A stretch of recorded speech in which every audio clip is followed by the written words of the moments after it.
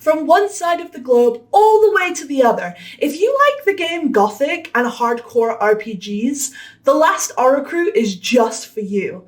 I got to sit down with two of the guys from Gold Knights and talk all about them and their new game.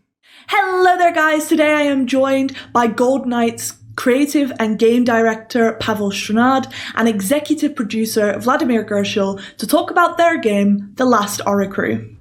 Hi, Pavel. Hi, Pavel. So you guys make The Last Oricru. What is the game about? It's an action RPG where I try to show the relativity of good and evil from different perspectives of living and breathing world. So when you guys say living and breathing, what do you mean exactly? It is important to understand that The Last Oricru is quite challenging and skill-based RPG, but compared to many other titles in this genre, our story does not take place in some dark and deadly realm. Waking up in a living and breathing sci-fi medieval world of Wardania, players find themselves in the middle of war for supremacy over the whole planet. There is something interesting about the war, as usually warriors of each side believe that they do the right thing, often fighting for survival and well-being of their people. So the idea of the game is to show the player the war and the euphoria of the winners, but also the misery of the losers, to make the player realize that the number of decisions he can make in the game will affect all the living beings in the world. So you mentioned that you make choices during The Last Oricru. How impactful are they? The impact is major. First of all, you are the one who decides which side will win the war. But there are many different roads through the game, and you can experience the whole game only after multiple playthroughs. I want to give every player his own experience and try not to push any moral code of what is wrong and what is right. Simply, you make the decision and actions, and based on that, individual characters have their own reactions. This creates different situations, so you can find your own friends and allies and play the way how you think it's right or fun. Exactly. Each player can define their own path to side with different factions or betray them and influence the future of each race and in the end the entire planet, basically. And it is not done just by few choices somewhere in dialogues or by completing some quests, but by your continuous actions and decisions. Let me give you an example. In many scenarios, you are asked to kill the general of Redkin people. And you can obviously refuse doing that, but if you decide to kill him, there are many possibilities of what you can do with his head, which serves as a proof of his death. You can keep it and become hero, or you can give it to the queen and come closer to her heart, or you can give it to another characters of this conflict with different outcomes. While I'm playing, guys, if I decide to be a little bit mischievous and kind of go down the route of everyone hating me, what does that mean for me? Yes, there is an option that you will try to do as much harm to do as many beings as possible, and there are some dark characters that will be pleased by that. However, cooperation with them may be eventually very painful for you. That's another interesting thing, that often there is some hidden party involved in many wars, which profits from both sides of the conflict and the conflict itself.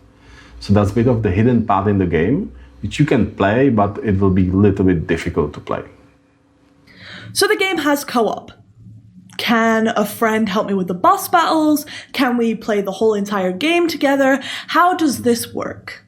You know those lonely nights when you play games which are super exciting for you, but you feel a little bit sad that you cannot share that experience with anyone? That was generally the idea. Yeah, there is a great demand for couch play in the whole third-person action RPG genre. So we are sure that for our future audience, the co-op is going to be one of the most or the key features of our game. And that's why we went even farther. We have many situations what can be solved in co-op differently than in single player. So you can find new fun ways of how to kill some bosses, or solve some puzzles, or reach some special secret areas. But you know, at the end of the day, combat is bread and butter of an RPG. So if you, for example, play as a melee tank, while the second player plays a magic support, you will enjoy tens of awesome hours of shared fun. Oh, wait, so you're telling me there's magic and melee? What does this mean for the combat of the game?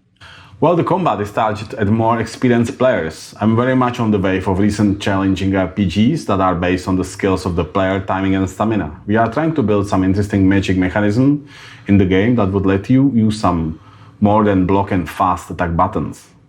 But, don't forget that our world has sci-fi roots, so what is for someone magic can be for more developed culture or technology. But be prepared to die. A lot. Like a lot. Yeah, a lot. A lot. And finally, guys, I just want to ask you, what does it mean to be under Koch Media's brand new label? Honestly, it was the best step we could do in our game development. It helped us dramatically increase the capacity of our development team and focus primarily on the game itself.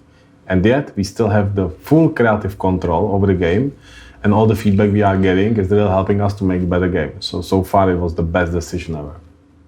Yeah, I'm very pleased that I could use my long-standing experience with big publishing houses and restructure the game and the team to shape which was the right fit for such a strong partner as a Koch Media. From the very beginning of our cooperation with Pavel, we were thinking big and aiming at building a really memorable new game franchise. And being part of the starting portfolio of a brand new Koch Media label gives us a great opportunity to fully achieve it. Thank you so much, Pavel and Vladimir, for your time. It's been awesome talking to you about everything the Last Oricru, and I just can't wait for people to get their hands on it. Okay, bye-bye. Bye.